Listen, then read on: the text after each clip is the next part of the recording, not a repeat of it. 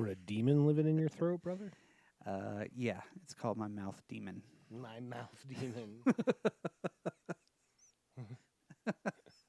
The fuck? Let me look up over. Also known as cock and balls. It's your cock and balls. Just take out your cock and start stroking. Shit. You know, that's another episode that has actually had a lot of views. What's that? Our comedy albums. Really? It's fucking weird, man. Nice. Hey, people like comedy. It's sometimes it's just weird. I'm like, I'm still kind of flabbergasted about the CCR. I really am. I'm like, that is pretty, it's weird. I don't know why. I listened to CCR all day yesterday. Nice. Yeah, it was just like, I think Green River was like repeating over and over. And over again. And again and again. Okay, let's do it real quick.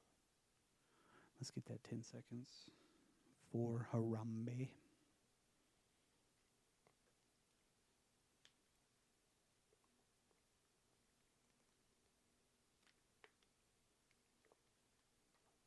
Okay, we're good. You ready? Yes. Do it. Welcome, everybody, to the Drop Culture Podcast. I'm Dan. I'm Brock. And this is that podcast where we take that piece of pop culture you forgot about or missed, shine it up real nice, and cram it in your ear holes. And this episode, Brock, we're going to go a little bit over the top. Damn right we are.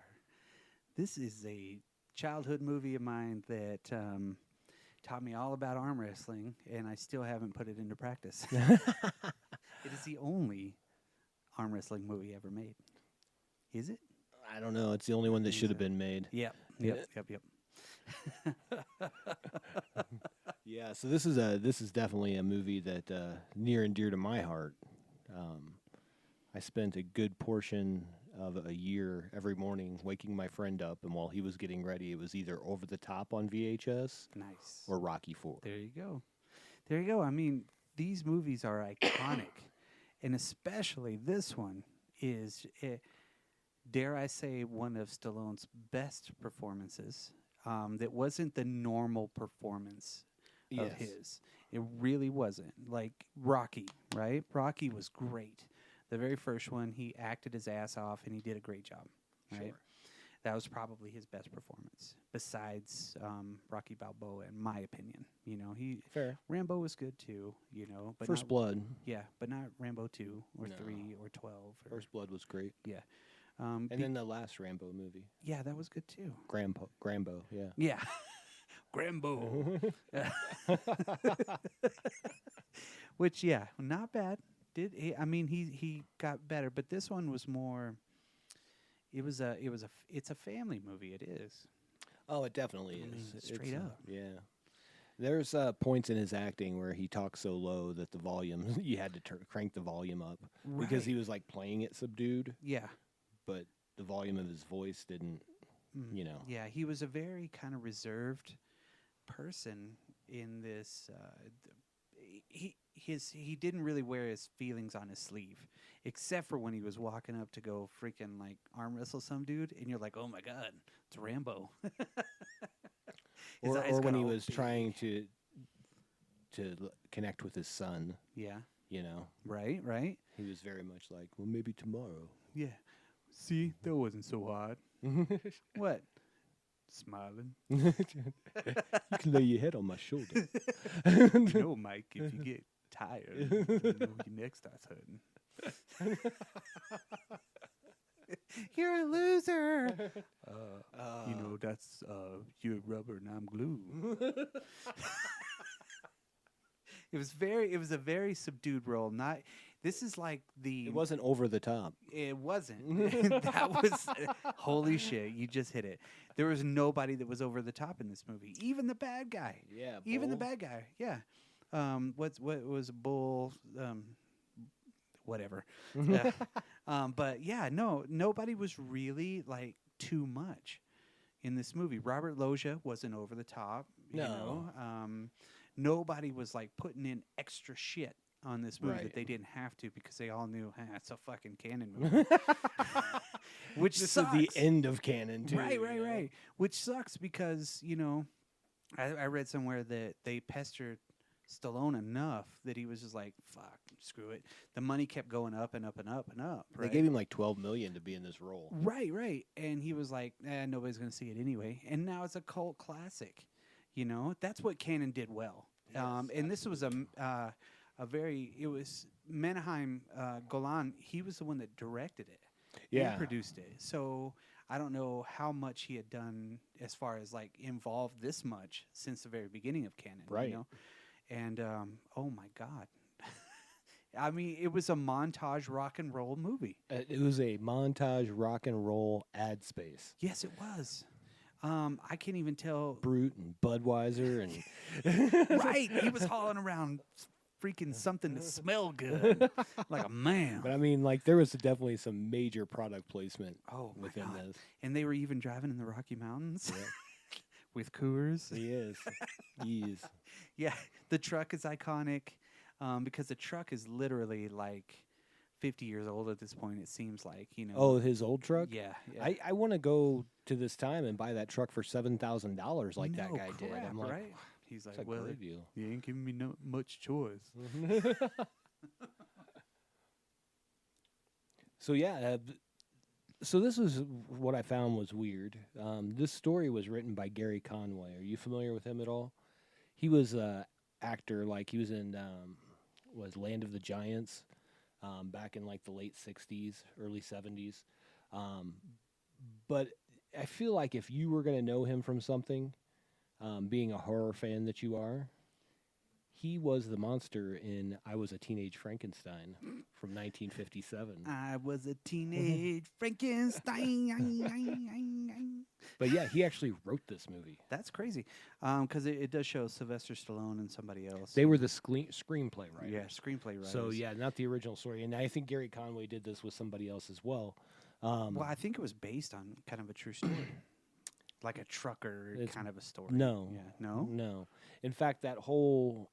Okay, so the whole arm wrestling tournament, Yeah, they created. they created that. And then basically had this arm wrestling tournament, and then would, like, the next day they'd film, like, Sylvester Stallone stuff Yeah, yeah. of him arm wrestling. So a lot of those people that were in there were real arm wrestling people. Right. Which I thought was really cool because it's almost like watching a Rocky movie because they really are punching each other. Well, sometimes. There's a lot of them. Yeah, There's a yeah. lot of punches thrown in there, you know, for the close-up stuff. But this was more you could actually be there, you know. I feel like there's going to be a new Over the Top, and it's going to be like Russian slap fighting. Oh, If you've ever seen those, where they just like, dude, that's intense. yes, no shit. That shit fucking is crazy. Yeah, they like Over the Top 2. oh my god, the slap. And I damn. Drago's son. Yeah, like they gotta like Ties grab onto the everything table. together. Oh, I could just see them on that table, and they're like, that dude kind of like puts his arm back, and then they kind of get a little wind up going, and it's like, wow, I've seen people get knocked the hell out. no shit. Yeah, for sure. God dang, that stuff is brutal. That's the new Over the Top, dude. Oh my god, It'll be his son oh my god, going up against Drago's son, and that's how they tie both universes in together. they are part of the same universe already. Everybody just looks like Sylvester Stallone. He's got a lot of twins. Yes. Yeah, and Cobra as Yeah, well. yeah, Marion yeah. Cobretti, That's right. you know. And his name in this, of course, Lincoln Hawk. Great name. A super name. That is like a That's great. freaking super cool name. I mean, honestly, there's so many awesome things about this movie. What if? Um, And I guess we'll get into this because we're gonna like go into the cast. But if there was one piece where you're like, man, if they'd have changed that, this movie would have been even better. that is a freaking great question, and I'm gonna guess that you would say the kid, but I don't think I think everybody was firing on all cylinders when it came down to just the ease of this movie. I would have changed the soundtrack. Oh, And what I mean by yeah, that okay. is I would have made an actual score. Right. for the movie, Right. rather than it being like a "Here Comes Rock" song after Yeah. and rock in quotes, because it's a lot of there's Hagar and Eddie Money and Yeah, it didn't really Kenny need it. Loggins, Yeah. It really Frank Stallone. I is know on it's this still. album. I think Sylvester Stallone has a clause in his contracts that he's got to get one of his brother songs in there, because I mean he was all over Rocky 1. Well, I mean, Um, yeah, but he was doing everything he could to get that movie made. So Right, yeah, right, he's like, right. yeah, please make a song. yeah, You know. he made the song, which was a hit, and then he was in it. Yeah. Frank Stallone's been in so many things too. Absolutely. With him, but I think there's probably a writer in his clause. Page 24, and he's like, "Got to have my brother's song in here." Yeah. Right. And he's a great musician and a good singer anyway. But I don't. Yeah, the score, they really kind of leaned on the main theme. You know, the main rock part. You know, the do do do do do Winner takes it all. Yeah, That was a Sammy Hagar classic. yeah. And it fits, but it doesn't need to be going every 20 minutes like it does. Agreed. Yeah, yeah. I don't think Hagar even likes that song. Probably not. Mm. No. And Hagar's a good guy. I don't really like all of his music. But Well, yeah. I don't know. It's just this movie was just a really good movie. You know, for one, I mean, Canon was killing it at this time, but yet, like you said, this is kind of a slower decline to where they were losing a lot of properties. And because when did Masters come out? Masters was about this time, 88 as well, right? 87 is when 80, this came. okay. Yeah. So Masters was really close to this. And that's, of course, if you ever watch the Canon documentary or you read one of our friends of the show's book, you'll be able to kind of piece these timelines together. And which I think Austin's on, what? He's working on the second one? Working on the second one now, yeah. So the Yeah. Canon Field Guide, check that out. Yeah, Alan yeah. Trinick. It's pretty Good stuff. pretty freaking awesome. Yeah, this came out the same year as Master of the Universe. And Masters of the Universe was plagued with no money. Probably because Sylvester Stallone got a lot of it.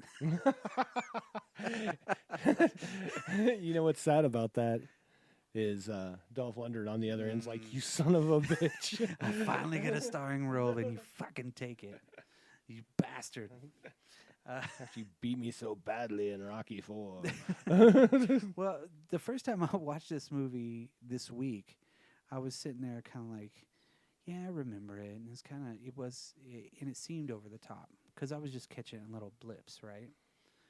But then when I sat down last night and watched it and took some extra drops, I was like, this is actually a really good movie.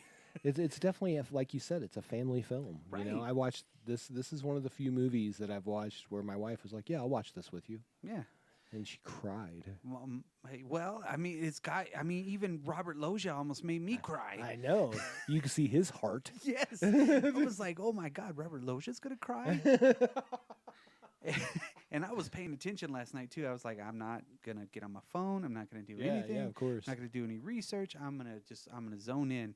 And when Robert Loggia's eyes were welling up, I was like, holy shit. I almost texted you, too, and was like, Robert Loggia is about to make me cry. But it was, I mean, really, it was heartfelt. It is a very, very good story in that way. The way they put it together is kind of crazy with all the montages. Yeah, it's Canon film. Yeah, it starts with a montage and ends with a still shot. Yes. You know, just like Stallone was standing in the movie poster Victory. Yeah. Yeah. But that last 40 minutes is the best part of the movie, I think. I mean, it could be two distinct kind of movies. They could have gone either way with both of them. They could have really concentrated the first part on the arm wrestling leading up to that and just had little dots of, you know, him reconnecting with his kid. Or they could have just kept it going where he's reconnecting with his kid, and that was just another part of it. Right. It was like split down the freaking middle. Yeah. Which was great. Yeah, I thought they did that portion well. I mean, you had the montages. He's getting to know his kid, and even his kids, like you can't. Yeah, he's like, you can't make up for 10 years, you know, in 3 days. Right. You know, and that's really all they had was like those 3 days. And I don't know. There's a lot of personal things that I can identify on this part of it, and it was just like, God dang, I never really realized it was so deep. Yeah, absolutely. Until I really just kind of got into it, and because I always like the arm wrestling parts, especially the dude that drinks the oil. Was that Fubar? Yeah, and he, what's his name? I don't know. Wooly or something like that. But yeah, then he has Alka-Seltzer afterwards. Yeah. I always thought that was like the coolest thing in the world when I was I a laughed kid. at that. And nobody, Yeah. my wife did. Just like, what? I'm like, He just drank oil. He just drank raw oil, like from a can. And then needed some Alka-Seltzer. And then he was having indigestion. At that part, too, he does say something about having like a gastrointestinal fortitude or some crap like that, right? Right. And then he's like, plop, plop, fizz, fizz, you know?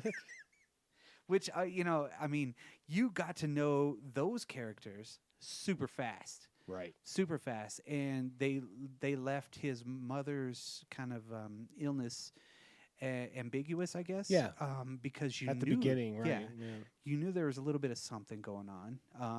And then there were so many people that were on his side, you know. Then there was the bad guy, Robert Loggia, with all of his henchmen, and like, what the hell did he do? I don't know, but he had a Terry Funk. Right. He had his own bodyguard, Terry Funk.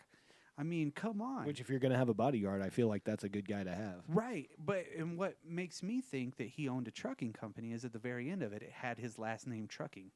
You know, whenever he's trying to give him the truck, he's like, look down there in the parking lot. Did it really? Yeah, and it had his name on it. So I'm Whose wondering. name? Robert Loggia's character? Yeah, yeah. Okay. What were their names? Cutler. It was Okay. like Cutler Trucking or something like that. Okay. I'm pretty sure. Maybe that's how he met his wife. That's what I was thinking Yeah, too. Maybe we just don't get that backstory. I don't know. That's a There's- good question. Yeah, and there's no backstory for it, but yet Mhm. you know, and you're kind of feeling for the guy, but you really don't know kind of what's going on, and they kind of throw you into it, and they show him concentrating on the hawk, right? Getting ready at a truck stop, you Right. know, just kind of a working man. Brushing his teeth. Yeah, salt of the earth kind of a guy. Right. And Wears suspenders right. and a white T-shirt. Yeah, and and then he goes to the army or the military school. Which is in Colorado. Is it? Well, in the story. Oh, okay, cool. In the story it is, but it's really in California. Yeah, it looked like Yeah, it. yeah. Yeah. And then he's got to kind of come through everything and, you know, bring his kid. And even the head guy at the military school is on his side. Yeah, well, he's like, because that's like the law. Yeah. You He's know? like, this is your father. And he's like, can I see some ID? He's like, whoa. That's not No, necessary. no. Don't be a douche. You know, so I mean, he's just like totally cool, right? And you can still tell that he's kind of weighing his options whenever he gets into that part of it. Sure. But that's what I like about his performance in this movie, because it wasn't him exerting everything. There's only one part that I would say that I was kind of like, he didn't have to do that to his son. You know what I mean? But we'll get to that. We'll get into that. Yeah. So let's look at Talk about the cast a little bit. how was the budget on this guy? 25 million, but And it they only made like 16, maybe. damn. Is that right? 16. Yep. Okay. Wow. Not good. Oh, wow. Oh, wow. If the shoe fits. Okay, so of course, iconic Sylvester Stallone, Yeah, I don't think we have to talk much about him. No. He's been in a few movies like Death Race 2000. Terminator 2. Yeah. You know, things like that. Most recently, The Suicide Squad. right. I believe he played a shark. Yeah, right. And you got Robert Loggia, one of the best character actors that there I mean, ever was. 100%, dude. Pappy Jack from 1991's Gladiator. Right. I don't know how you could go better than that, I but know. you could say maybe Big, where he won a Best Supporting Actor. Or the Or- David Lynch movie, you know, where he was the like the toe cutter or something like that. Then you got Susan Blakely. I know she'd been in a lot of things. I Yeah. think she was a Falcon Crest alumni. Oh, as was Robert Loggia, correct? That's uh-huh. right. Rick Zumwalt. Yeah, that's the Bull Hurley. Right. Big dude. Yeah, That oh, guy's like yeah. a fucking side of meat, dude. Then you got, of course, David Mendenhall, who which is played Michael Mike. Cutler, Yeah, the son. the youngest. Mike Hawk, sir. Mike Hawk. But my wife, she's like, man, what else has this kid been in? Because he does have that kind of face. And I'm like, nothing. He really did. He really didn't. He was in like a Roger Corman movie, Space Raiders or something like that, and he was in that was it, like Different Strokes episode. I remember that. I read Wow. that. He played a 12-year-old drug dealer in Different Strokes, which is awesome. Makes sense. But I don't think he did anything after that. You know what I mean? He was like kind of a B kids actor. Yeah. You know? But not even B status. It was more like C minus status. probably. Because he probably didn't want to do anything, huh? He did look like he had a face for Hollywood, though. For being a kid at that time, I would say that, yeah, if he landed more kid roles at that time, Sure. way more iconic. I think he did some Yeah. TV, like some sitcom stuff, and that was about it, really. And he does not look the same. No. Not at all. No. And I'm not one to judge. So I'm just going to keep rolling. Well, you also have the great Alan Graf, right? Now, Yes. Alan Graf, he is like a henchman in so many different movies. He's the ultimate henchman. Really, really. I mean, he's been on so many different things and so many things behind the scenes. He's that type of mustachioed douchebag. You know what I mean? With the suit, like a bodyguard type of a guy. You've always seen him in everything, right? But the one person I want to talk about the most. Well, real quick before you move on for him, he actually was the stunt coordinator for Any Given Sunday. And Friday Night Lights because he was a football player. Nice. But he has also been a second unit director for Wayne's World, The Replacements, The Waterboy, We Were Soldiers, and Jerry Maguire. Jeez. So I feel like Alan Graf should get a little more love. Than that. I think you're right. Yeah, I think you're right. The one dude that played the did he have the Alka-Seltzer shirt on or the Bowflex shirt on? The big black guy. I mean, that would always slam the table. Yeah, yeah. He was actually on the movie Shocker. He was the coach on Shocker. Really? Yes. I didn't know that. Yeah. I didn't catch that. That's awesome. Which is pretty cool because I knew I had seen him so many other things before, and that just kind of I was like, oh shit, that's right, he was the coach. That's right. Yeah. So. And then of course the biggest actor in this besides Sylvester Stallone, the Terry Funk. From Canyon, Texas, 30 minutes away from Amarillo, Texas. He still lives there too. Does he really? Yeah, he does commercials, all kinds of stuff. I mean, the dude, he is. His family and him himself. They were Texas wrestling at its best. They were the best. He's still his very last wrestling match, like that he did before, I think, was after ECW. It was on the movie, the Beyond the Mat or something. Yeah. That was at our stockyard. Okay. It's not stock. I guess it's our fairgrounds. Okay. They have that deal to where So that was there, and that's freaking crazy, man. I think I rode on an airplane with him once. Ooh, yeah. I once peed in a porta potty that Jason Sudeikis did.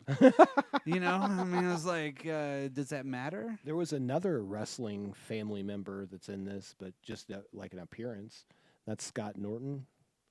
Nortons were a big wrestling family, as I remember. Well, and you know, Sylvester Stallone had Terry Funk in more than one of his movies. A movie that I think is really lost to history, which I know one of these days we need to cover, is the very, very first one that he did with him, and that was I'm going to find it real quick, which was a Paradise Alley. Okay, yeah. Do you remember that one? Yeah. Paradise Alley was Stallone's second movie. He wrote, directed it. Fresh off the success of, Rocky. It was Armand DeSantis' debut. And it was all about, illegal wrestling in New York in the 30s. Yeah. I'll agree with that. But I'm going to say Roadhouse. Yeah. I mean, come on now. I mean, think of all the he movies plays that a he did. great enforcer. Yeah. You know what I mean? Because he's so big. Yeah. His neck is freaking like... And he's like 77 now. But I know. I still feel like he'd kick my ass. Hell yeah. I mean, he's always had like a beard and a mustache in the later ones, but he looks so different in Paradise Alley because he doesn't have any facial hair. And it's just an amazing movie, and it's really cool that Stallone somehow knew him, or somehow got in touch with him and said, "Hey, guess what?" Yeah. You know, so in a weird way, everybody in Amarillo is connected to Sylvester Stallone. So Paradise Alley, he was Frankie the Thumper, but he was also the stunt coordinator for the movie. It's crazy. But what I was noticing is that in 2 movies he's named Frankie. In 2 movies he's named Morgan, Roadhouse, and Active Stuff. Like limited range, maybe. Of course. I always equate those him and Cowboy Bob Orton. Okay. You know what I mean? Okay. Like they just remind me, like he was the WWEF version Yeah. of Terry Funk. Right. You know what I mean? Yeah. So Yeah. I think that would have been awesome had they been in a movie together. That's all I'm saying. Yeah. Well, I mean, he was wrestling ECW up until Last year. Yeah, pretty much. I mean, the dude is always. He's in like a ton of wrestling. This would have been a great episode for us to have Tyson come back for. Oh yeah. That would have been a great one because he's such a wrestling fan. Yeah. But yeah, so he's in a ton of like wrestling Hall of Fames. I forget, like until I was reading through them, I was like, oh, I forgot that NWA was a thing. You know what I mean? Yeah. And like NWO, all that stuff like that. Yeah. Well, NWO was a faction within. NWA was the National Wrestling Association. Oh, you're talking about That was like earlier than the WCW and all that, but I think NWO was like a faction within WCW. Yeah, and the New World Order. Yeah, wrestling was regional for the longest time, so you could only watch certain regional really things. Until the mid '80s. Yeah, pretty much 80s. Until Vince McMahon was like, hey, "I'm taking over my dad's deal, and we're gonna go national, worldwide, baby." So, all right. So back off the wrestling channel. Yes, and Terry Funk, awesome. Yes. So let's kind of. Now we know who it's directed by, produced by, everything like that. This is a pure 100% Canon Group movie. Oh, love it. I love Canon. I think we both do. Everybody knows this that listens to us. So yeah, if you don't know, now you know. Now you know. I even got a Canon tattoo. No, I'm just kidding. Weird. Yeah, that'd be weird. It's right on my left butt cheek. Ooh. Why would it be there? I don't know. I'm just going to leave that alone. Yeah, it's like the... no, never mind. Okay, so first impressions of the movie for you whenever you first saw it? Whenever I first saw it, I loved it. Absolutely loved it. Like I was a kid. That guy was a whiny kid. But I was like, like Sylvester Stallone, you can't go wrong. I was a Rocky fan as a kid already. Right. And I was never a big into the arm wrestling circuit. Didn't know there was such a thing. Had no idea. Had no freaking idea that world. But they made it so believable. To me, that's why I liked it. It was just, it was a very, that last 40 minutes is what. I thought it was very convenient that they were giving away a semi-truck to a bunch of people that didn't care to have a semi-truck. Like, only, there was 2 factions, I think, in that were truck drivers, right? Yeah, it was like the independent truckers, and then there was the actual... Like Teamsters or something? Yeah. But somebody actually won that truck in the actual tournament that they put on, and he, toured around the country with it, too, which was really cool. Yeah. And I think he got, a trailer or something like that. So it was a real deal. Yeah. So that's where... And that was a drop in the bucket for, Canon Films. $250,000 is like, what? That's like craft services for a movie for them, That's mostly what they spent their money on was the craft services. Yeah, it was craft, yeah. I'm not talking shit on Canon, but well, you can a little bit. I mean, that's half the fun of being a Canon fan. Yes. My first impression of seeing it was like, man, this is so cool because it did kind of keep you on the edge of your seat the whole time. Absolutely. The whole time you're just like, and you're just kind of thrown in, like you said. There's not a lot of backstory given, which is great. Yeah, no, which I love. You didn't need it. No, you didn't need that 30 minutes of like, hey, who are we? Right. And it's like you're here, you're there, done. Now let's get into it. Yep. Which even last night watching it, I still felt the same way I did the first time I watched it. Tense. Like I know he's going to win. I mean, with any kind of movie that has like a underdog character, you're like, he's gonna fucking win. They're not gonna let the bad guy win. Well, and it's Sylvester Stallone, so you Right. know he's going to win. Yeah, right. You And know, I mean, it's like watching, I don't know, any movie with like, pick a guy, Jean-Claude Van Damme or whatever, you know. he's gonna win. He's going to win. He's going to do the splits. Oh, and John McClane's gonna make it out again. Exactly. But I still had that tense feeling, like, and it was weird because He lost that first match. oh man, We'll get into it. I was tense. I was like, oh man, oh man, oh man. And I don't know why. Maybe it's because I was so into it last night. We'll get into that because I do have a question when we get to that portion, like the end of the film, and maybe it's just something I missed watching it the 75 times I've watched it, but maybe not. Maybe not. Okay, so before we start this, let me kind of give the little easiest synopsis that I can. Okay. The easiest. How would you say? I feel like synopsis is good. Yeah, that's good. That's good. Okay. Tough trucker Lincoln Hawk is determined to win back his son and triumph at the World Arm Wrestling Championships. It's exactly what it is. Yep. I mean, that's all you need to say about it. Yeah, I mean, let's be realistic. Is there's not a lot of nuance in the story. I mean, it's pretty straightforward. Yeah. You know? Don't really need a lot. I mean, that was right there. Homeward Bound meets arm wrestling. Meets rock and roll. Yes. Rock and roll nightmare. Sort of. It was a nightmare. Okay, so we start out this movie, and we really don't know kind of what's happening. You know, they have the song, they have the really nice helicopter shots of him driving through the mountains and Right. shit. You know, very beautiful looking things all the way around. Through the everywhere. Rockies, yeah. Going through the Rockies, and he's dropping off his load every time. You've been waiting to say that. Dropping loads. And so he stops. He starts washing his truck along with the other people. So you get to see that this guy's a real salt of the earth kind And of guy. as he's cleaning up, and we do get some cutscenes to the military school where the young man that we're kind of focusing on is Graduating from what, whatever 5th grade? Yeah, I don't know. He's 12. Yeah. What is he doing? Right? So it's it looks very upscale. Looks like a mini, whatever you call that shit, West Point.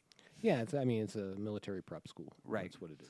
So, of course, you get, Sylvester Stallone. You get to see the deal on the side. He really puts forth the hawk on the front of his truck, and I mean, he's getting ready, right? As ready as he can, I guess, sitting in a truck all day, and washing up at a freaking truck stop behind it, which is kind of weird. So he shows up, and you kind of get that feeling, which is, I guess, normal if you're a trucker and you have a truck like that. You're not necessarily going to, like, rent a car. Right. Especially in the 80s. You might take a cab, because I thought about that. I was like, what could he do, though? He could have taken a cab up there, and it would have been a little bit Well, different. if it was in Colorado, maybe not. Maybe not, yeah. There might not have been cab access to where he was. Yeah, maybe he went to Oates Military School. Oates Military Academy. So Maybe he was hanging out with John Milius. maybe. Yeah, maybe that's where it came from. So, like, literally, he parks the truck and everything. They almost didn't. They're like, delivery's in the back. He's like, no, I'm here to pick up somebody. So the kid's getting out. You can tell he's kind of all alone. There's not anybody around him. There's nobody celebrating. He's very reserved. And before Lincoln, Stallone gets there, he goes up to was it a limo? Yeah, he's like, is this the Cutler limo? And he says, well, when will my grandfather be here? Yeah. And he's like, he'll be at the airport in about an hour. Yeah, I see. So you already see the class kind of difference. Oh, yeah. You get to see the truck driver, and then you get to see the rich kid, right? So it's not necessarily, but I mean, that was a pretty big jump in money, I mean, one guy's That's just a huge living. difference. Yeah, and then the other kid is like, it's not like he's got the nicest truck in the world. No, either, he's got like a 50-year-old truck. I don't know if it was 50 years old. Nah, So that would have been nah. like Yeah, 1937. yeah. It was like a 63 or something Yeah, like yeah, that. yeah. I think that's what they said. But so he gets yelled at the limo because he's about to get in. The whole movie could have changed at that point when he was like, "Fuck it, I ain't going back." Summertime, and he just jumps in, and then they take the fuck off. Right, done. But he gets called by the commander. And some dude comes out and is like, "Commander wants to see you." So he runs in, and guess who's standing right next to a hawk in the office? He's like, "Here's your father," and he, "Nah, no, not my father." You get that kind of very, very tense kind of atmosphere. Yeah, we find out pretty quickly that he hasn't been around. Yeah. But I do like, he's like, "Can I ask a question, sir?" And he's like, "Yeah." And he's like, "Do you have any identification?" Yeah. No. And then no. even the commander's like, "Come on, man. Come on. That's not necessary." So, I mean, you can tell that he's got this attitude towards it, right? And, of course, he's like, "Hey, your mom wants you to do this, so he's here. That's what we're going to do. Right. You need to respect this, basically." Yep. So they load up, and he does give that, so he's smarting off and doing all the bullshit, right? And they get into the truck, and, he's like, "You can't make up for 10 years in 3 days, He goes, "Do you expect to?" And Yeah. he's like, "No." No. But there's a line in there where he's like, "You don't have to make small talk to make me comfortable," or something like that. And I was like, damn. Yeah, I dude. know. They really wrote Shut him him down. Yeah, as like a smart kind of but he was very, and Yeah, Stallone. he's like a spoiled rich kid, dude. Yeah, and Stallone was like,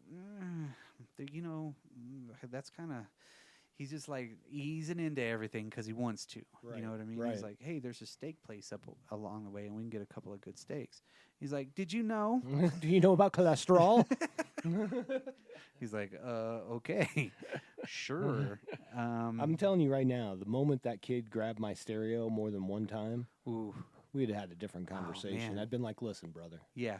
Well, I mean, he does like, he's like, "Can you pull over? I'm feeling sick." And Yeah. then the kid just runs because And he almost gets hit by like 18 cars on the highway. Right. Why is he running across Where's the he highway? going? But yeah, and that's the thing. You can feel already, the tension for the years and years and years and years.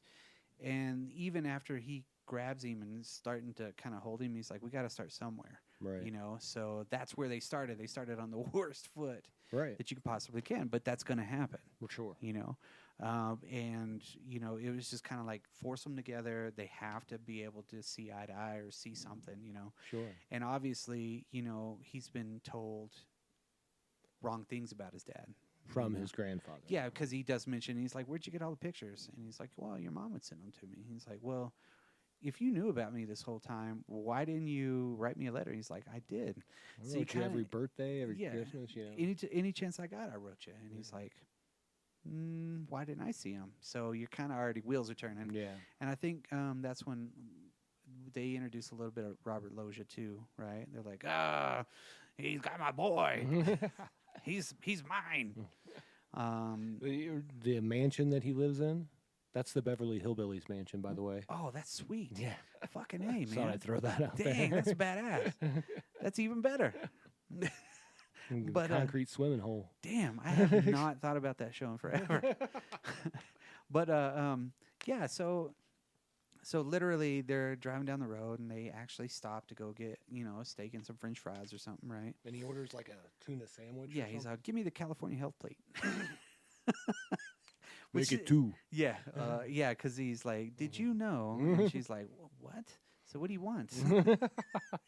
And that one douchebag comes up behind him, the one with the stringy hair, looks like a plumped up Chad Kroger. Yeah. He's like, "This is before Nickelback." Yeah, way before Nickelback.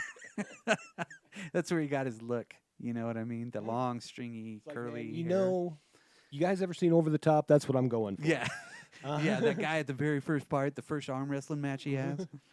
And so, obviously, Lincoln Hawk Scott, because he sees all these people, the truck stop is freaking hopping. Yeah, and everybody knows him. They're like all like, shaking his hand. Like you can tell he has friends that are there. Right. And he's actually... And he knew the waitress. Yes. You know. Everybody knew him. Even the people sitting next to him kind of knew him.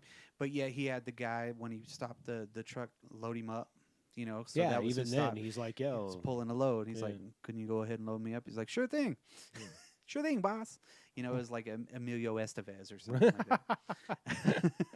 So yeah, so they're sitting there and they kind of have that funny moment, and you can kind of see threads are being cut, so it's kind of they're opening up a little bit more, and the dude comes up behind him, he's like, "You hawk, you hawk," and that's when we get to see the full. We don't even really know what's happening, but we No. do because it's a movie about arm wrestling. So Right. Had they not marketed it that way, though, you would not know that there was any arm wrestling to be yeah, had it in was this like, movie. were they gonna fight?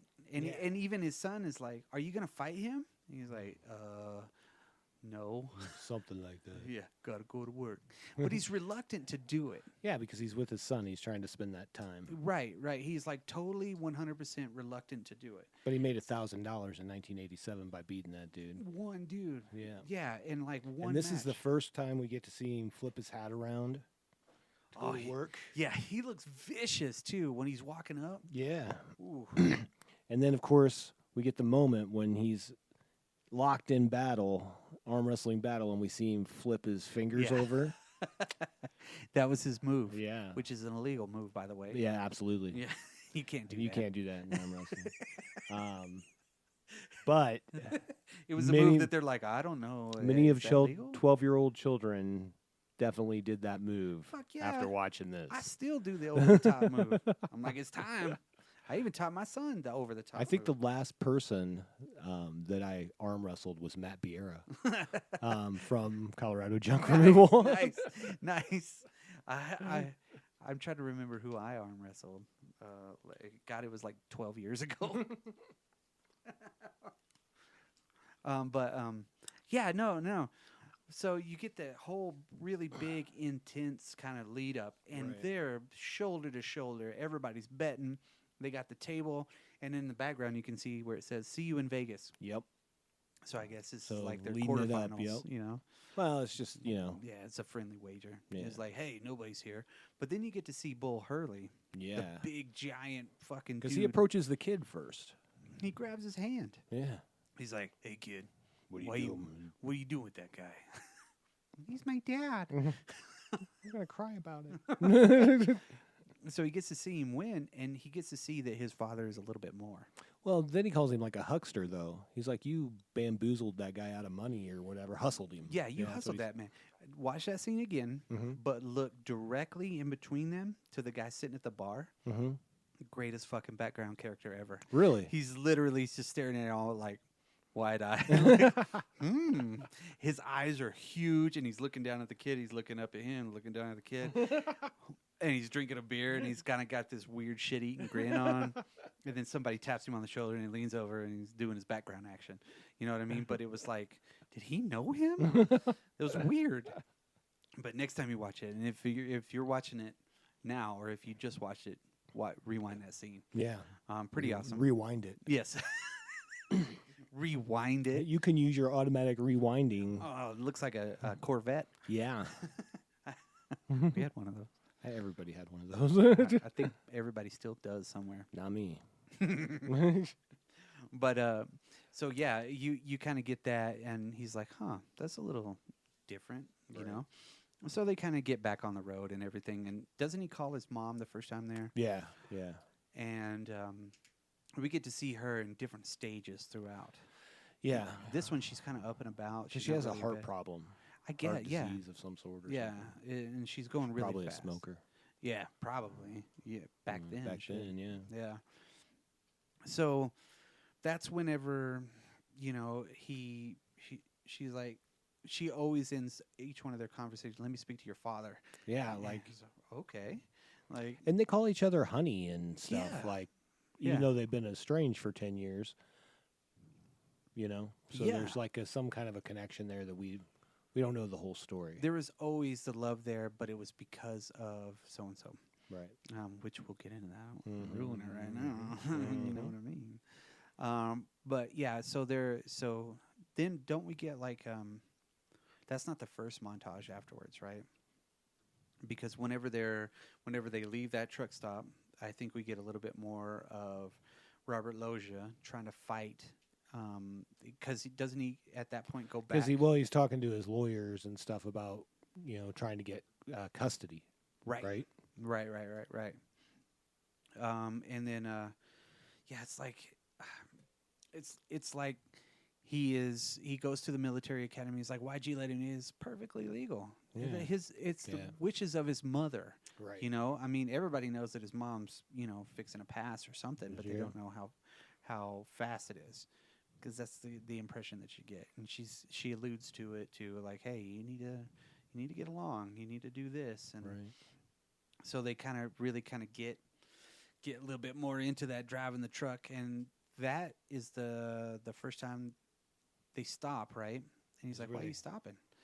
And he's like, I don't see any hotels. Yeah, he's like, no, I just thought we'd sleep in the truck. So you have that kind of moment too, which I guess they're coming out of Colorado at that point. Right. So they're leaving Colorado. They've been probably driving, 8-10 hours or some shit, you know what I mean? Long hauling. And then they get out and do some calisthenics and some push-ups, and they wake up. Yeah, they start doing kind of a pull-up off the front of the truck as you do. Yeah, exactly, right? Because you got the brush guard in the front, Heavy-duty brush guard. No shit, as we find out. And you kind of start seeing opening up. Right. Right? But yet his son is still... You get that first montage of them driving, and you get to see Monument Valley. You get to see all of the locations in Utah that are pretty awesome, right? Right. And then he starts to insult him. He's like, so, it doesn't take much brains to be a truck driver, does it? I see a lot of books around here. And he's like, huh. Because he's trying to get him to do the muscle thing. And he's like, see, you got to do it like this, And he's like, muscles aren't everything. He's like, oh, okay. He's like, well, I mean, he says something about an IQ. I know he's insulting him. And he's like, it's a different class. You're a different class of person than me. He's like, oh, okay. So he pulls over, and the kid's like, did I make you mad? And he's like, oh, I passed mad about a mile back. See, and it's the dialogue part of it. I really like, too, because he really actually did a good... but he shows no anger. He's a good father, he's trying to be. He really does kind of like, he's like, all right, so show me, Mr. Genius. This is child's play. He even has that on there. You know what I mean? He's like, oh, I got this. So the kid starts driving, which, proves him that he's... Yeah, he gets a little instruction as he's going, because he doesn't know what to do. He doesn't know how to make it go, and he's like, it's the silver button. And he's kind of, because Stallone's kind of laughing, you know, like, you don't know what the hell you're doing, kid. Gotcha. So that's where they start to get to like each other, and because he gets real excited when he's driving, and Stallone's, egging him on. He's like, think about all the laws that were broken at that point. Like a kid driving a big rig that could have killed like a bus full of other kids. And on the coast too. Like every time I looked, they were like, it was a drop off somewhere. You know what I mean? Ugh. Scary. It looked like he was doing more than freaking 30 miles an hour. Oh, and you knew it was the 80s because there was no seatbelts involved in this whole movie. Hell no. I saw that too. It was like, oh my God. That is kind of crazy. So this is whenever they go in for their next, they're eating, and he's like, I can't stop eating. I'm hungry. And he's like, well, driving one of those big trucks like that, it's going to do that to you. Worked up an appetite. And so he passes the toughs, the tough kids at the truck stop freaking arcade, right? And you're one of the tough kids when you're hanging out at the arcade at a truck stop. Right. That's your regular stop? Yeah, with 3 games in it. Right. 1 pinball game, 2 regular games, Nintendo games, and then they had the original Super Mario Brothers. Yeah. But so he gets this idea, and this is where I don't think he should have done this. This is the part that I assume that right after they leave, by the way, that the kids from The Wizard get there. Yeah, they play the dude. Yo, holy shit. Yes, because I think the truck was actually in The Wizard. You can see Hawk trucking in that movie, The Wizard. It's weird. Yeah, I think it's the same model truck and everything like that. Gotcha. They bought like 3 or 4 of them. But so literally, he like, wait a second. turns around at the cigarette machine. Remember those? Yes. Because he's about to go call his mom, and he's like, no, come with me. So he's like, hey, you guys, it's kind of weird. It's like a proposition at a truck Use stop. kids. And they're like, what? And that kid is he's the only over the top one in He the whole is movie. definitely over the top. He said, if I couldn't beat you, I couldn't beat my own grandmother. I'd kill myself. Okay. Ooh, damn. Yeah, he's got the fucking biker gloves and Yeah. shit, Well, he makes him take the one off. He's like, Yeah, that's not legal. Yeah, it's not legal. So he gives him 10-1 odds, and Best 2 out of 3. right. So he's smart that way. Yeah. Because he knows the Trying first to build one. up the confidence. Yeah. So because he gave his son all that confidence in driving the truck and everything. And Right. so they're sitting there, and he gets beat, right? Royally And then he trounced. cries. Yeah. Then he runs outside. Oh, you did that to embarrass me. And he's like, no, I didn't. That was my plan, kid. And then here Did it comes, work? yeah, here comes the famous line: "The world doesn't meet you halfway." We're going to come back to that Yes, a few times. yes, and which If you is want something, you got to go after it. yeah, that was a great line, and it's a great kind of a saying, Yeah. So he finally convinces him to go back in, but you notice as soon as he walks back in, right, the kids are still, kind of waiting, and he gives that long stare too. Right after he wipes his eyes, he's like wiping his eyes with his arms, getting the tears gone, and then it's like laser focus. He's got that hawk laser focus. And then he even turns his hat around for him, Mm-hmm. and boom, It's like a switch. he beats him, and he's like, "Oh my God, how did you beat me? One more time." And he's like, "Best 2 out of 3." So he does it again, and he's so excited, and he's like, Right. "Yeah, I could fucking do it." And even the nerd or the dork kid or whatnot is like, "I could have beat him." Yeah. The one with like the scruffy dude with the hat halfway up backwards and shit. Yes. And he's like, "How did he do that?" And he's like, "Pay up." Yeah. So he's talking to his mom, and He's excited. he's very excited. And he's like, Yeah. "Oh, he was like 5'6", and he's like bigger. He's like 5'9". He's like bigger. He's This like, guy was huge. you wouldn't believe how big he was. Yeah, hold on. And so he gives the phone to Hawk, and you can see that they're talking back and forth. Like, I think this is really good. This is Right. I think where he's telling them when they're going to get there, everything like that. And she's like, "Cool, no problem." So then you look out the window, and like goons have like kidnapped him. Yeah, they just straight up take the kid. What the fuck is that, right? And they hop into an old GMC, the old Dodge truck, Yeah, right? the old white truck. And he comes out there and like knocks the one dude over that was by the car, like pushes him as hard as he can, knocks over the car and everything because it was on. They were changing the tire on it, and then he kicks the shit out of that dude, runs over to his truck because the other dude like threw him into something. So he cut his head. Yeah, like into a fence or some shit like that. So then he's fucking pretty good in that truck. Yeah, you know. I mean, if you're chasing a little pickup truck and you're right on getting him. it. Yeah, it's like, when was the last time you saw a high-speed chase between a truck with no load? Goliath and Knight Rider. In a regular car. It's weird.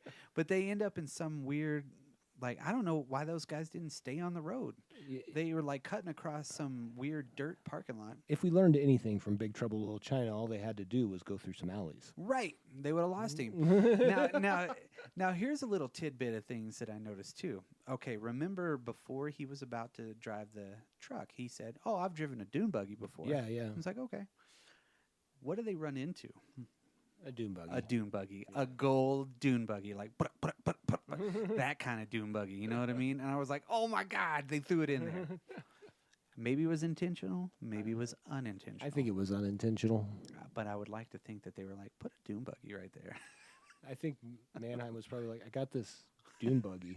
What am I going to do with it? It looks like an old boat. I would still love to have one of those dune buggies like that. That would be just cool. Yeah, so he loves his flashlight too, because he jumps out and he's like, you tell him, I'm going to keep him.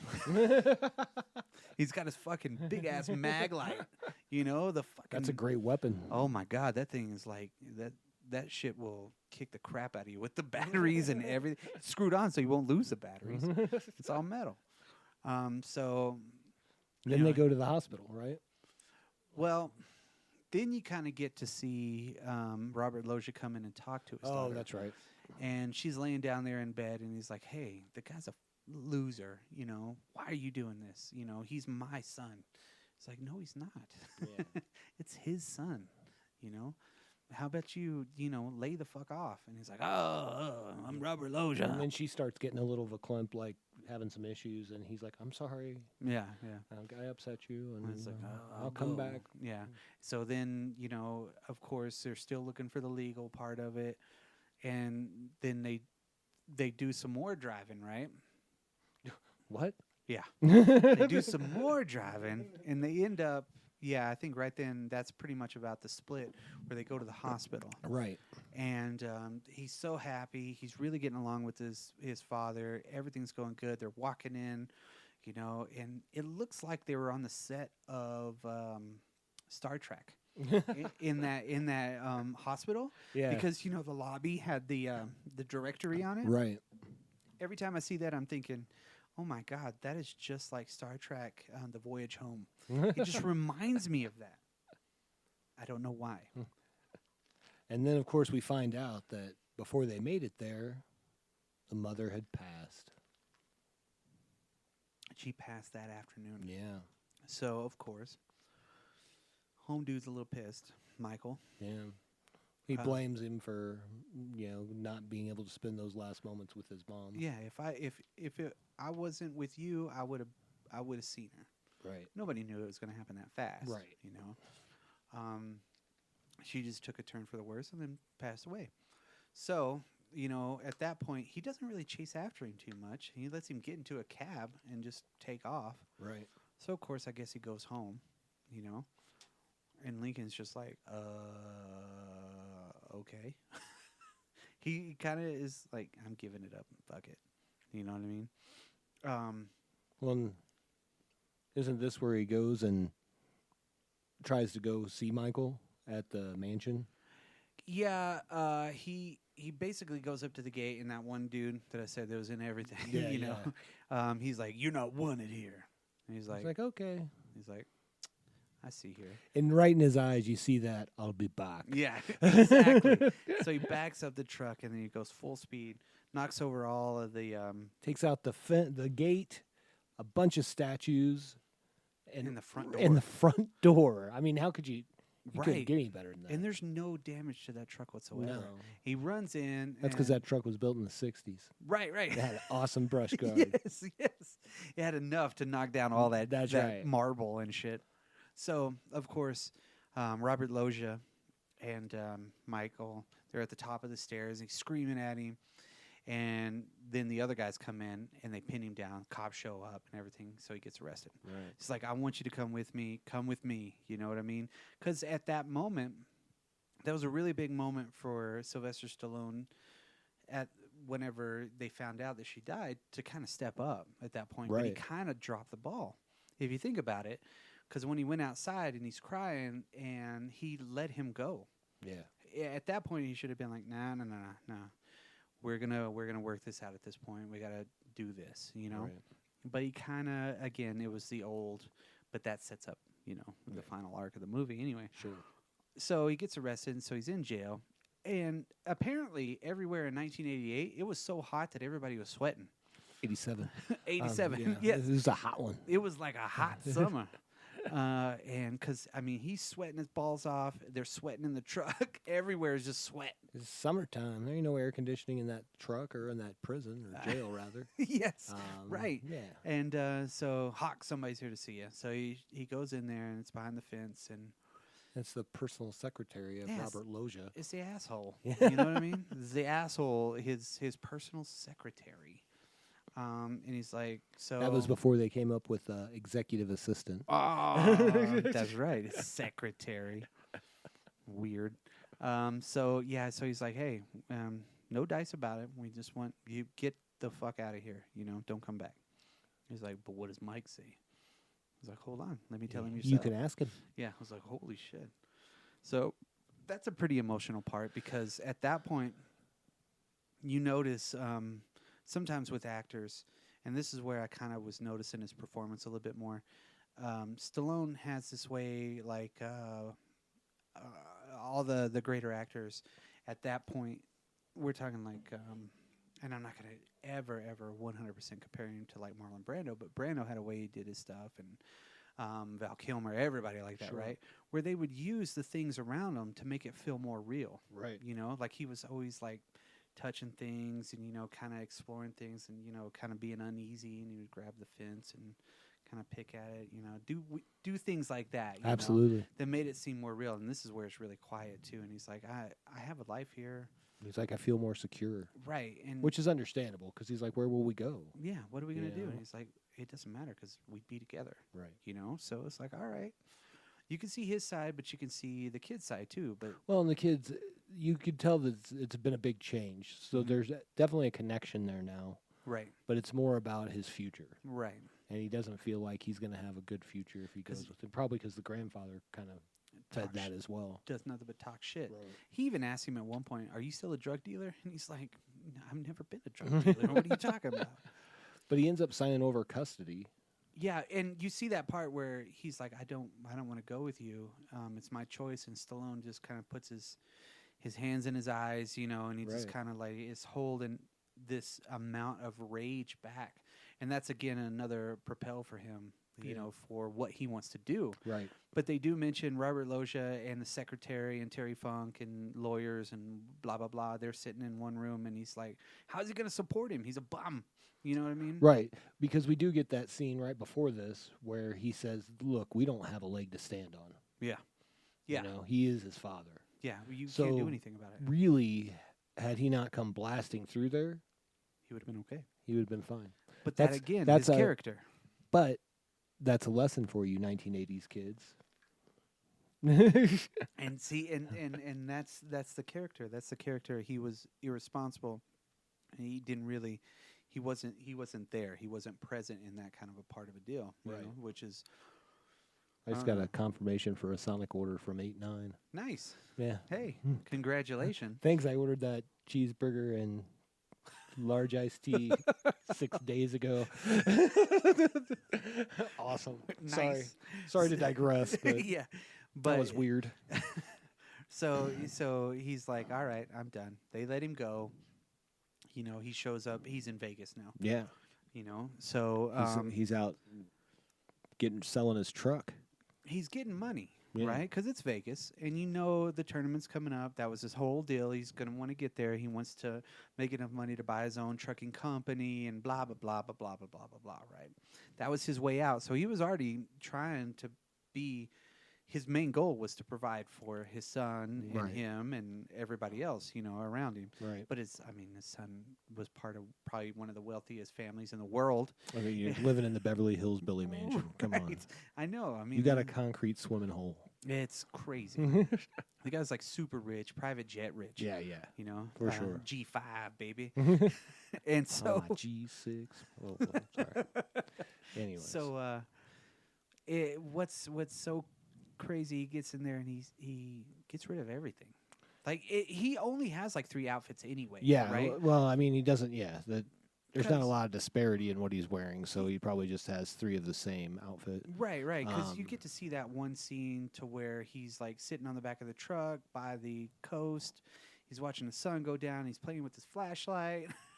It's like he doesn't have that many possessions. Right. That's what I notice. Is Yeah. he's well, a I mean, he's a non kind of he does not need the material stuff. well, and he seems like he just kind of lives in his truck anyways. right. Because we don't ever, doesn't establish that he has like a home anywhere. And what the crazy part about it is like if that's all you did, where is all your money going? Right. That's where I was kind of like, what? So he sells his truck for $7,000, right? He has absolutely no other money, Right. obviously. Somehow. Yeah, somehow. So he goes in, he goes to the front. But he just made $1,000. Yeah. Yeah, right. Did that pay for gas? Probably. Gas and maintenance and stuff like that. Yeah, but I Maybe. mean, that was just the one that he picked up a load because he had a Mhm. load to pick up before they could go. Yeah, he He had dropped just one dropped off. a load, picked up a load, and then he made $1,000 arm wrestling. So that's got to be extra money. Right. Yeah, so where's all of I his don't know. fucking Where's money the, going? yeah, I don't know. Maybe I would have thought that he would have had 100,000 saved up for trucking for years and years and years, and right. just 10 living in years, his truck. yeah. He's not spending what's coming in. No. He's got to have extra, right? I mean, he does like to have a steak. I know, right? But still, even back then, a $6 steak is not going to set you back. Well, but that's what I'm saying. $1,000 back then, I feel like that's pretty good money for a 5-minute arm wrestling. bout. literally, you could buy every GI Joe in the 1987 set and the vehicles. I like that's our form of currency as 1980s kids. If you can, I could own all the GI Joes. If you had $100, you could own every GI Joe vehicle and GI Joe from each year. Not in 1987. You couldn't. No. But in like '84, Yeah. you could. Like you could get the jet was like $25, and I was like, holy shit! Right. Let's mortgage another house. You can't get that one. That's Christmas. You know. That's crazy talk. So yeah, he sells his truck for $7,000. The guy's like, "That's all I'm offering." He's like, "You're not giving me much of an option." So he's got his $7,000, and what's he go do with that $7,000? Puts it on himself. Yeah, he bets because on he was a himself. And long he's shot. 20-1 odds. So let's math that out. That's $140,000 that he'd make just off of that. Damn. Right? Yes. I think so. Yeah. 100%. Math is not a friend of my brain. So that right there would set him up with all kinds of shit. And so you think about it. So he's got that investment. If he wins, right? Mm-hmm. He's going to make $140,000 just off the bet, plus another $100,000 of just winnings, plus a $200-something truck. He has his own company. He can Boom, take he's care of done. everything. He's ready to go. It all comes down to 5 minutes, grabbing on and not pinching a loaf, but like fucking arm wrestling some shit, getting really hot and sweaty. Okay, so we cut to the part where Michael's looking through that bedroom. Yeah. And he finds the letters to his mom from Lincoln. And in there, he finds a letter to him from Lincoln. Mm-hmm. Well, it was first to her in a sequence, and then it jumps to Michael, when he got older, I think. Where were those? They were in... Was that the grandfather's room? No, that was his mom's room. So that's my confusion right there, because it was the grandfather that was stopping him from getting them. How did she get them? She got them and then, hid them. Why? Did she not give them to him if she's trying to foster a relationship between her son? Because the grandfather would find out. She might have done that to begin with. She might have gotten letters from Lincoln, right? Mm-hmm. And he was like, fuck that. You're not going to ever have any communication with him ever again. I'm going to tear everything up that comes in. So maybe they set up a place for him to send those letters to. She went and picked up. But it was him that was supposed to be intercepting the letters. So maybe that's his girl room. I don't know. Well, what I'm thinking is a valid point. But what I'm thinking is she sent them to a P.O. box, right? That's not what I'm saying, though. Yeah. If that were the case, why would she not be sharing them with her son? And it's made known that Cutler was the one doing this. Because she didn't want him to find out. I disagree. I don't think they were hers. I don't think they went to her. I think maybe that one letter, one or two got to her. Mm-hmm. And then, everything after that, they just weren't getting her something. You know what I mean? Or that was Robert Loggia's room. No, that's blasphemy. Don't you ever talk about Robert Loggia like that. But, yeah. Good time, Pappy Jack. Yeah. So, he finds it, and he's like, he does love me. He was telling the truth. He steals a truck. No shit. Pretty nice truck, too. Pickup truck. His little Toyota. Pick 'em up truck. He drives for 2 hours one day, and he can successfully drive in Los Angeles traffic. Well, he had driven a dune buggy before that, so yeah, he had all he needed. Yeah, and an 18-wheeler. Yeah, I mean, he had all he needed. All he had to do was get in the middle. Yeah, yeah. So so he shows up to the airport. This is the part I don't understand. Why did he drive to the airport? To fly. The kid? Mm-hmm. So did he fly to Vegas? I think so. Okay, I missed that. I thought he was driving to Vegas. No. Flew to Los Angeles. Or drove to drove LAX or whatever and got out. Flew to Vegas. Because then that's right, because he gets off the plane, he has to do some dodging through the luggage and all that. Yeah, but do we see him get off the airplane? No. No, but he just comes up through the luggage. Well, before that, because he looks and he sees people and he has to run the other way or do something. And he kind of sneaks up and he gets out. And Robert Loggia's on the G5, right? Mm-hmm. And lands and he's like, hey, you need to find him, blah, blah, blah, right? So obviously he's got petty cash. I'm just saying, if I was going to steal one of the vehicles that Robert Loggia owned, it probably wouldn't have been that pickup truck. But why did they? You know what? Yeah.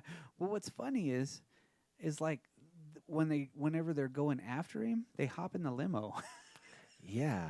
Like, quick, get in! No, not the limo. Why are you fucking driving this, man? Shit. Damn. I guess we're gonna have to take the limo. Well, you know why? bad henchmen, dude. Right, I mean, right. And they couldn't Movies catch up are with full him? of bad henchmen. Well, that's why they lost him.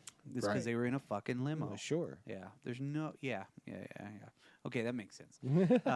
So Hawk's there. You get to see the cast of characters pop up, and it's like you got the Bowflex dude, the Alka-Seltzer dude. You got all these big giant dudes, right? They're all bodybuilders and real arm wrestlers. And real arm wrestlers, yeah. And of course, you get to see Bull Hurley. You get to see Which is a massive dude. yeah, the Massive. Wolfman, whatnot, right? Wooly. Yeah, Wooly. And they literally like they start that intense sequence of everything going crazy. Right. You There's know, crowds. There's screaming, yeah, arm wrestling montage. Kumite, kumite. Bolo Young's like Yeah. getting glass on his hands. It's weird. Yeah, yeah. I mean, and they're really getting into it, and they start doing like their little introductions. My favorite thing was doing the little interviews. Like, it's all about the truck for me. which is so ESPN. Yeah.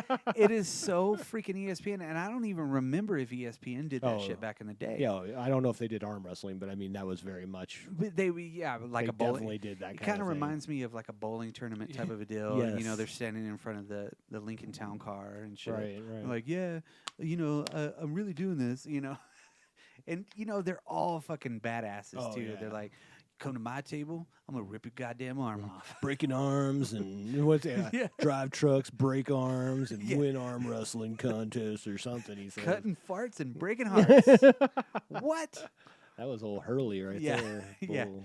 Oh, yeah, because they have those last two. Yeah. But you get to see, he's kind of rising through the ranks. There's all kinds of people that are getting defeated. They have the women's division, Yes. which is really cool that they actually, introduced that into it. But yeah, they didn't really get into They it. only win half the money that the men do. Yeah, it was shit, too. You know what I mean? They didn't get a truck. They didn't get a truck, and they got $50,000. They got like a... Which, don't get me wrong, in '87, Yeah. $50,000 was a significant amount of money. Right, they got one of those caboodles things for their makeup.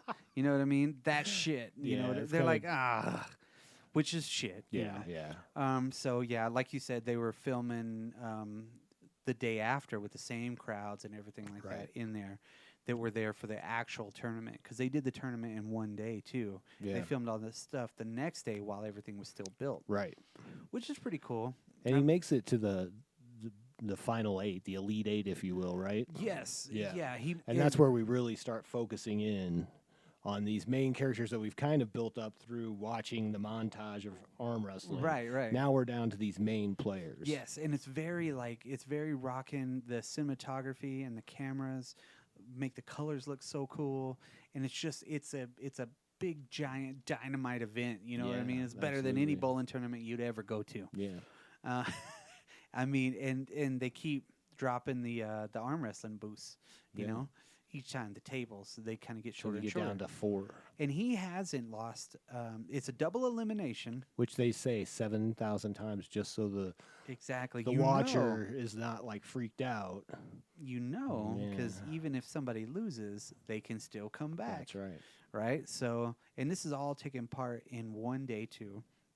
So it's like a straight up, like boom. Yeah. Even whenever Mike gets off the conveyor belt from the airport, he looks up and they're showing Right. the wrestling deal. Arm wrestling, Yeah, the arm wrestling, and they're wrestling in this. And so and That's No Holds Barred, and that's with Hulk Hogan. If you'd like Yeah. to watch that. And that's when he kind of he gets to see his dad up there, and he's kind of traveling with his dad. And sorry, keep getting buzzes on my fucking phone, and I'm like, stop. And so So he travels to get there. he gets there, and kind of sneaks in and does all that sneaky shit. You know what I mean? Because Yeah. there's henchmen everywhere by They the are. Duracell batteries displayed. The copper top. Right. I They're everywhere. wonder how much they had a lot of product placement in this Yes. show. The Bowflex one Yeah. I thought was awesome. Alka-Seltzer twice, once on the shirt Right. and once when he's drinking it. The Brute, obviously. There's Budweiser. One guy's wearing the Budweiser shirt. Yeah, it was a huge. You know, yeah. that's where they got all their money for these movies. Money. They were Canon was good at getting sponsorships. They were good at. I think 2 years they marketed this movie before they ever actually locked down that they were making it. That's freaking awesome. So You know think what about I mean? that. So they were yeah. like getting those sponsors in there. That's one of the best things about Canon is they would always have these crazy ideas, but they would actually get backed. Right. You know what I mean? Which is so cool. So yeah, they really get into the last four, and of course, what was the last happens? 8. Yeah, it was the last Yeah. 8. So what happens? Well, right as Mike gets there, and he's arm wrestling the grizzly dude, Wooly or whatever his name was, who drinks oil. Yeah, He loses. yeah, he loses his first one. Yeah. Yeah. And it's like, what? And of course, he's sitting backstage after that match. Like sitting behind the bleachers. Yeah, yeah. Weird in the pits. And Mike sees him. Yeah. Well, this is before that. Okay. Well, he's getting the massage and everything. yeah, He's like, yeah. "Hey, when do I go on next?" And he's about 30 minutes because Terry Funk comes down there and is like, "Mr. Cutler wants to see you." Right. He's like, "He's in the presidential suite." So of course, Right. motherfucker's loaded as shit, right? So he comes up there, with his legging on his arm. Yeah. He's got to keep it warm.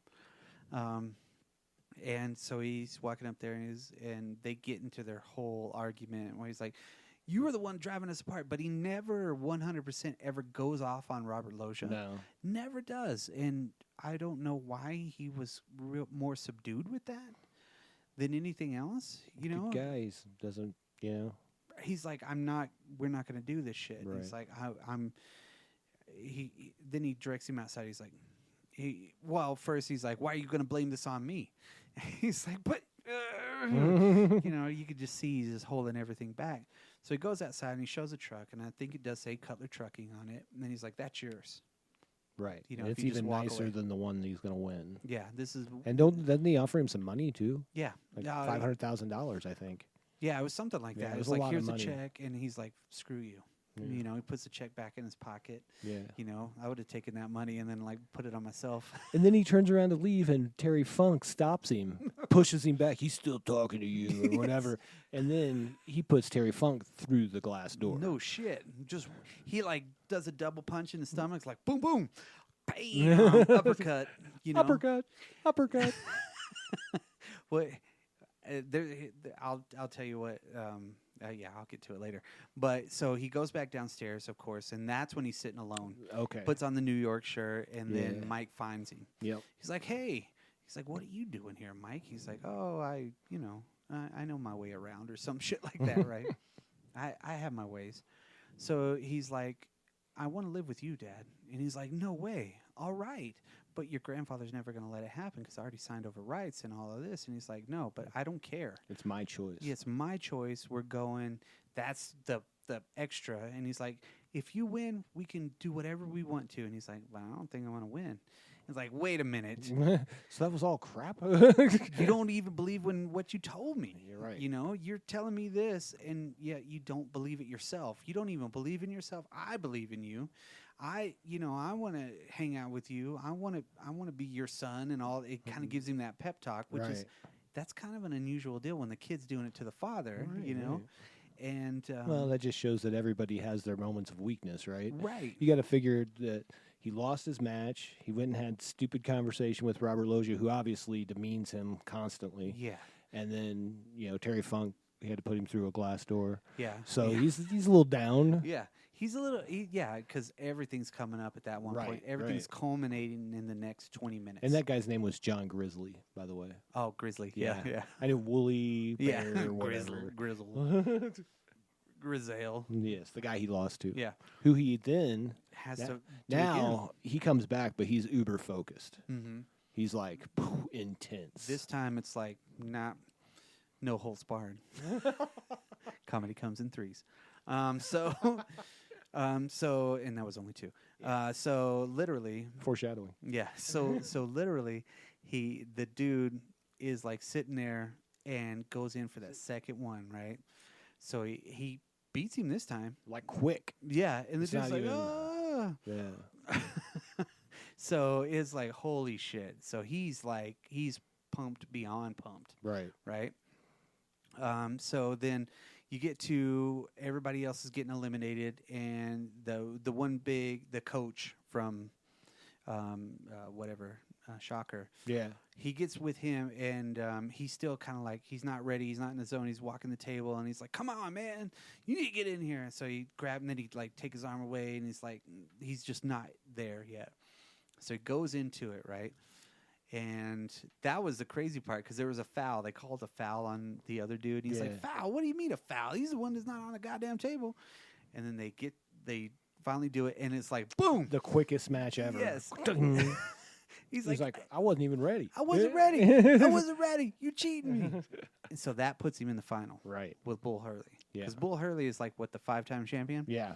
at that point? Undefeated in 5 years. Undefeated in 5 years. And that whole time, you knew that it was coming Right. up to that because at the very beginning, it's like, hey, double or nothing. I'll take you back back there right now. And he's like, hey, During save the it for first Vegas. wrestle, like Yeah. in the truck stop, yeah. He's like, save it for Vegas. Right. And he's like, nah, come on.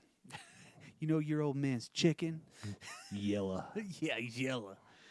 So here's everything, right? Everything. It's is a mom's culminating. spaghetti. It's Oh. right here. Oh my God, this is like coming together.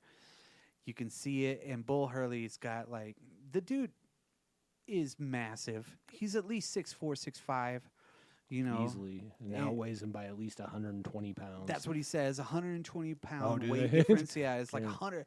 It's like over 100-pound weight difference that Right. he's got to overcome. He's a long shot. People are on his side. The crowd's with him, but people love Bull. Right. You know, and that's when you get the The Rocky moment when the chants start changing. yeah From Bull to Hawk. yeah.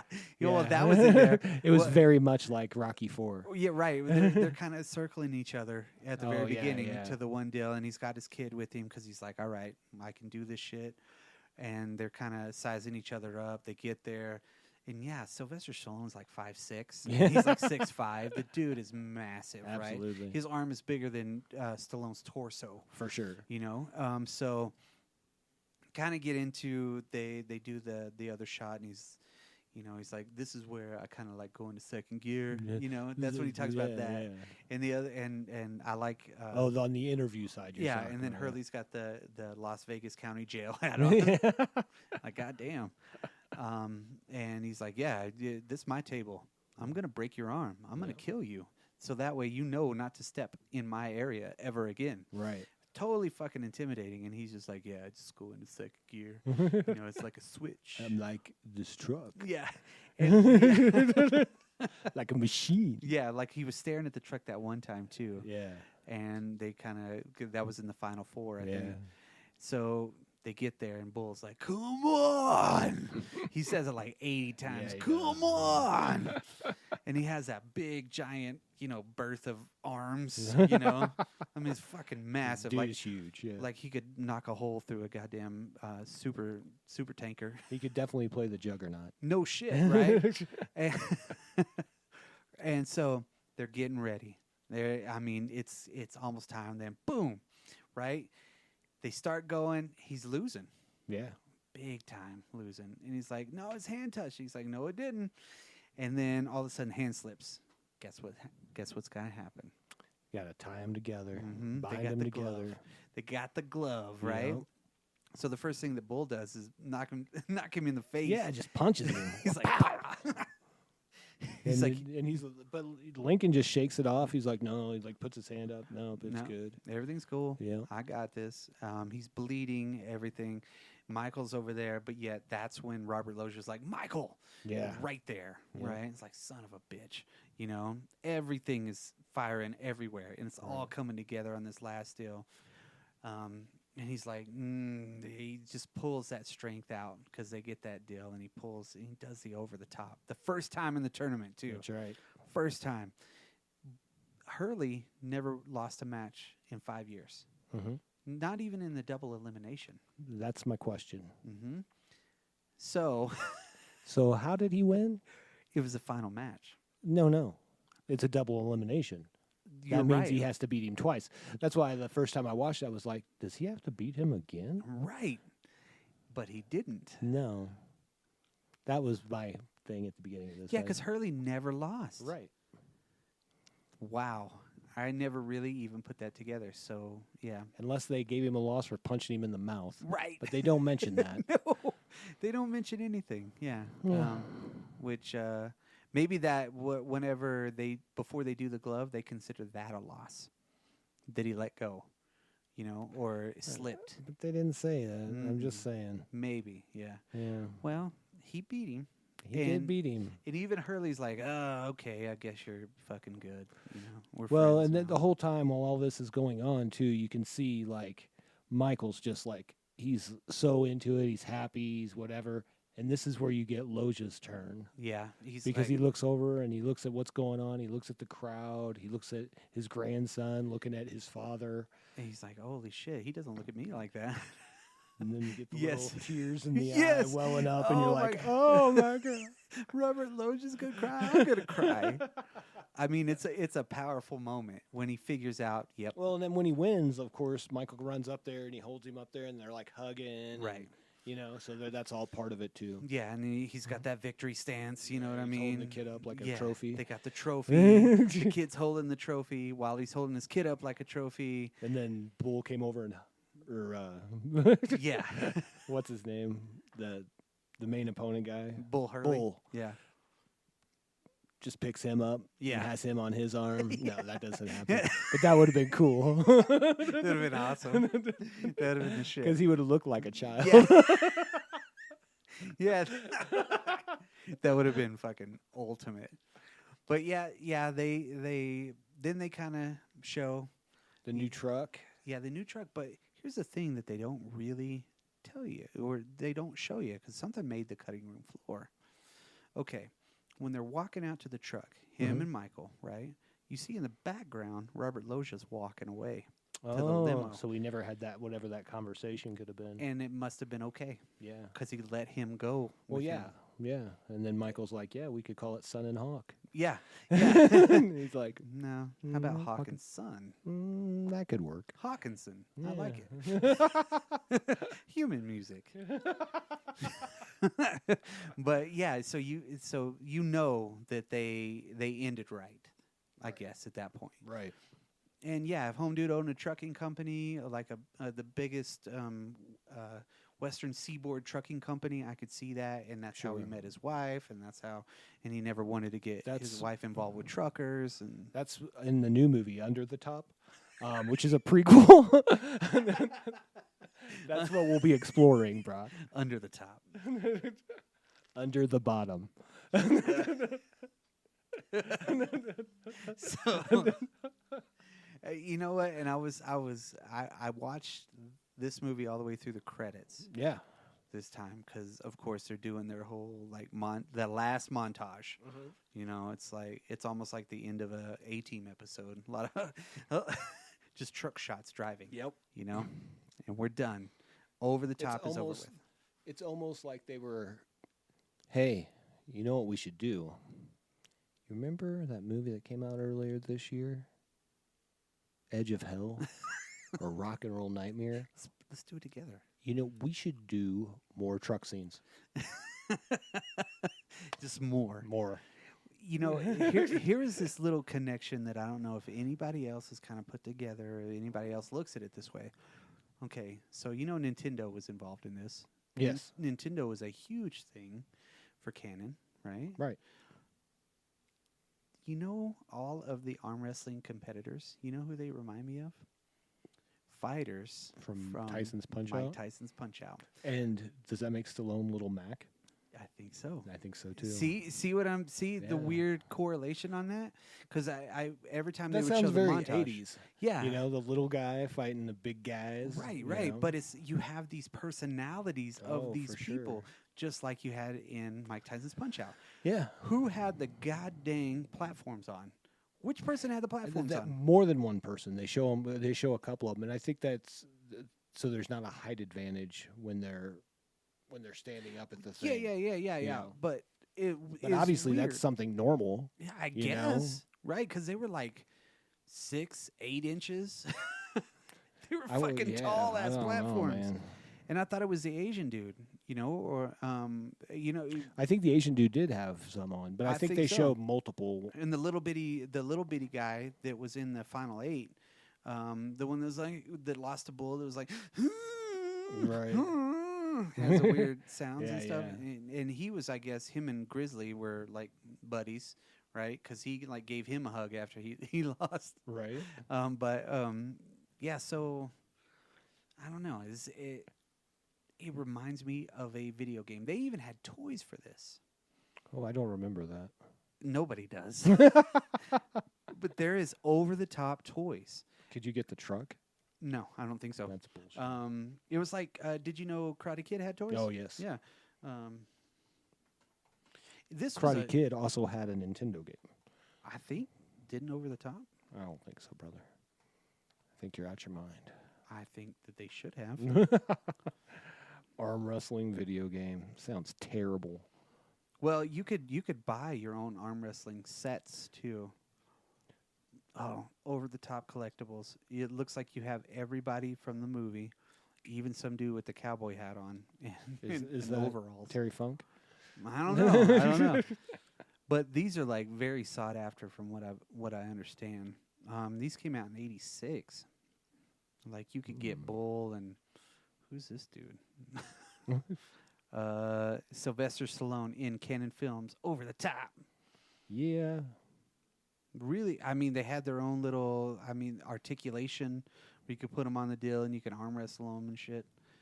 Well, I remember they had like with the arm. Is that what you're talking about? That's one of them, yeah. I remember those video games where they, like in the arcades anyways, Yeah. they'd have an arm and you'd wrestle against the robot arm. Right. And it looked like a real arm. Yeah. Yeah, those are still out there, too. Are they really? Yeah. Oh, they- wow. I know back at Wonderland Park in Amarillo there's still one. Just like the punching bag. But yeah, no. They marketed the shit out of this movie. Big time. They were trying to make it was just, I don't know. It just didn't take off the way they thought it would. It was like over the top. Like this is, okay. So first of all, I mean, this is very 80s. Like as far as like Yes. whatever the thing is, you know what I mean? And then you're building a relationship with somebody who's, for whatever reason, apart, estranged. You know what I mean? And rising to the top of whatever that is they're going in. Right. You know what I mean? Right. Yeah. I mean, don't know if I said that very succinctly, but I know what you mean, though. It's kind of like the underdog winning. yeah. It's another version of Rocky. It is. The down and out guy that, The salt of the earth guy, Yep. rising up, mm-hmm. back on the street. Back on the street. Wrestled arms. Now I'm the champion. Take my chances. But no. Overall, this movie 100% is a good movie. It's just, Yeah. it was very well done. I agree. It might not have been like something that people are like, oh man, that's a freaking Lawrence of Arabia. No, It's no Rocky 4. no, But but it's really up there it as is far as good. like a decent movie to watch, and I'm not romanticizing it at all. I'm just thinking this is a as decent I movie. said, my wife was like, "Yeah, I'll watch that with you," and like she had a little tear in her eye, like when Loja had a tear in his eye, and she's like, "That was really good." It's surprisingly, yeah. maybe that's why, especially it stuck with as a Canon film, like if you're not a fan of Canon films, most people wouldn't put those up in the good area. unless you are a fan of Cannon films, Right. or that type of movie. You know what I mean? Yeah. So yeah, They were like they were the '80s grindhouse. yeah, you know, 100%. which churned out movie after movie after movie. But this one was one of the ones that stood out. For one, you have a big star. I think Don Johnson was in. Was it Don Johnson or? No, yeah, there's somebody that was considered for this role Oh, before yeah? he got attached to it. Really, And Don Johnson seems less of an arm wrestling guy. right, how would he have pulled that off? Is it That's Mickey Rourke? okay. I could see Mickey Rourke. You know what I mean? I just took a. I'm just guessing. And I could see Mickey Rourke now. yeah, yeah. I can see him now. I can't see Kevin Costner. Oh yeah, the truck was a 1967 autocar model A64. Yeah. See, They were logging trucks. classic. Let me see. Yeah, Don Johnson was originally envisioned for this film before Cannon made the choice of focusing on star power. Well, I'm glad they did. Yes, I couldn't see Don Johnson doing something like this. Even though Don Johnson is a fucking badass. Yeah. You know? Oh yeah. I'm not saying that, but I Yeah. mean, he's just not the physical, not the physicality for it. No. You know, the one thing I found amazing is that Sylvester Stallone was actually nominated for Worst Actor at the Raspberries the following year for this. And the kid won too for Worst Supporting Actor and Worst New Star. But that kid couldn't really. I don't know. Yeah. Whatever. He lost. Sylvester Stallone lost the Worst Actor for the Raspberries to Bill Cosby for Leonard Part 6. What? Oh man, am I wrong? Am I totally looking at his performance wrong? No, I don't think you are. I think that it was just much more subdued than, and I think that did affect some of the production. Like, I don't think it was necessarily his fault. I think that you have a sound guy for a reason, Psst, and you have some. turn it up. And well, I mean, even in post production, you know what I mean. You could fix that. So they chose not to do that, which is Yeah. whatever. I think It was an artistic thing, if you look at it that way. sure, but given the benefit of the doubt, maybe. I think that's the only thing. I don't think he did a bad job acting. He was just very. I mean, it's a step above Death Race 2000, that's for sure. Big time. You know? Yeah. Here's the thing. John Brzenk, Brzenk, the real-life arm wrestler who inspired the Lincoln Hawk character, right? He actually won in the Truckers Clash of the actual over-the-top tournament. Right? Right? See, it's inspired by. It's not real. It's inspired by. Right. And he won the actual. He won a white, won the Volvo white truck and trail mobile trailer, that were the grand prize in the movie. It was worth that amount of money, but he basically took it on a tour and then sold it and bought a Corvette. And kept I like the money that guy and a sold little the more Corvette. now. Yeah. Yeah. So Inspired by stories, or they probably met somebody at a truck stop and it's like, "You arm wrestle?" And he's like, "Yeah." Tell you this story. That's amazing. We're gonna fucking make a tournament for you. You want to win? Well, there's a lot of artistic changes I think I would have changed, but this is one of the ultimate '80s movies. For sure.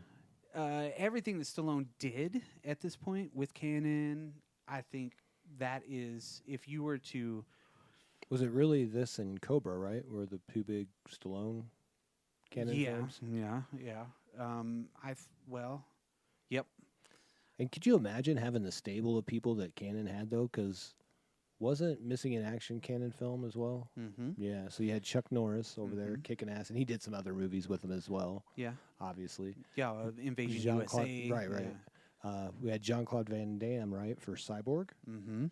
So, I mean... Dolph Lundgren. Yeah, so So- this is really like the Expendables. Exactly. The Expendables making movies. And Stallone took all those guys Yeah. and decided to make 3 Expendables movies. Should have stopped at 2. Third, didn't need it. But even though Mel Gibson was a fucking badass in that one, he really I was. haven't seen that. I But saw the one with that Hemsworth kid in it. Oh yeah, that was number 2, wasn't it? I don't know. 1-1. I don't know. I don't I know. don't know. Uh, That's the one I saw. yeah, uh, but they had every '80s action star in that Sure. first one. But you're right. I think that they were all at kind of the height of their deal. And Kurt Russell was shining above them all. Well, of course. Yeah, because he was with a legitimate bigger company, Right, right. Universal or some shit like that, Sure. right? But yeah, I think, like I said, I see his performance maybe needs a revisit. Cobra, you take it for what it is. Oh yeah. 100%. All day long. You're right. There's nothing in that movie that you should be like, maybe I should. No, Mm-hmm. it's fucking Cobra. You can't change that shit. It's badass. I Just thought- add more to it. I thought this was done well. Like I said, the biggest thing that, like, if I would change anything, it would be the music. Yeah. Less of a showcase for that. Probably a little less product placement in the beginning. And you could have saved that for just the right. arm wrestling tournament, which That makes would've been sense. yeah, that would have been everywhere. Yeah. Like wear a big red shirt and don't have it on the side of your truck. Right. But Giant brute. yeah, I like to smell good.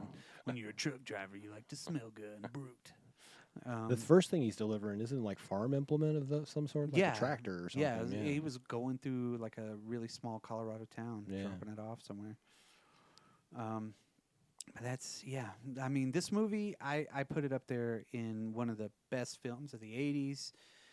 To me now, actually revisiting it, that's why I'm kind of saying this now. Sure. Before, I probably wouldn't have. I would say it's a upper middle It's of up the there. pack. Yeah, You know what I mean? I would say For an 80s this style movie. you could put it in the top 100. Yeah, probably. You could put it in the top 100, no problem. I mean, this came out in 1987, which when we did our movie battle was my year. Mm-hmm. And I do believe that I mentioned Over the Top, Yeah. but in passing, Yeah, because 87 was a huge year for movies. Yeah. Huge year. yeah. I mean, this was, I don't know if was their last really big movie for Canon. I mean, it's towards the end for sure. I don't Everything know. was kind of going downhill Yeah. at that point. They had, because Cobra was before this one, wasn't it? Yes. And then Masters came out the same year. Same year, yeah. I think this probably came out before, though, because this came out in February. Yeah, Masters was always For like driven summer. back. Yeah. Yeah, Yeah, they something. didn't even have money to film the final sequence. You know what I mean? They really didn't. That's a whole different episode. Yeah. But I like this movie. I'm gonna give it